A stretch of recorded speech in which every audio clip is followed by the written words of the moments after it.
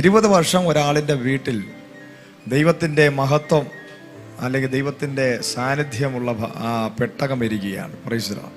എന്നാൽ അവിടെ ഒരു അത്ഭുതം പോലും നടക്കുന്നില്ല. എന്നാൽ 3 മാസം ഇരുന്നപ്പോൾ ഓബേദിൻ്റെ ഭവനത്തിനകത്ത് വലിയ അനുഗ്രഹങ്ങൾ വെളിപ്പെടാനിടയായി. ഇന്ന് എത്ര വർഷത്തെ പാരമ്പര്യം എന്നുള്ളതല്ല നമ്മുടെ വിഷയം. നമ്മൾ എത്ര വർഷമായി ദൈവത്തെ അറിയുന്നു, എത്ര വർഷമായി ദൈവത്തിൻ്റെ സന്നിധി പോകുന്നു, എത്ര വർഷത്തെ പാരമ്പര്യം നമ്മൾ ക്രിസ്തീയ ജീവിതത്തിൽ ഉണ്ടെന്നുള്ളതൊന്നുമല്ല വിഷയം. ഹല്ലേലൂയ.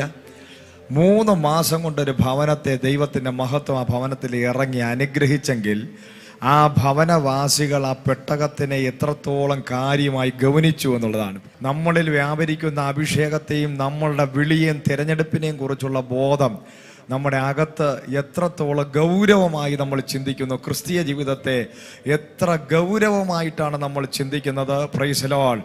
ആ ഗൗരവത്തിനകത്താണ് വലിയ വിടുതൽ സംഭവിക്കുന്നത്. ആരാധനയെ ഒരു ഗൗരവത്തോടെ കാണുന്നവർ, പ്രാർത്ഥനയെ ഒരു ഗൗരവത്തോടെ കാണുന്നവർ, ദൈവവചന ധ്യാനത്തെ ഒരു ഗൗരവത്തോടെ കാണുന്നവർ, പ്രൈസ് ദി ലോർഡ്, ശുശ്രൂഷകളെ അതിൻ്റെതായ ഗൗരവത്തോടെ കാണുന്ന വ്യക്തികളെയാണ് ദൈവം പെട്ടെന്ന് അനുഗ്രഹിക്കുന്നത്.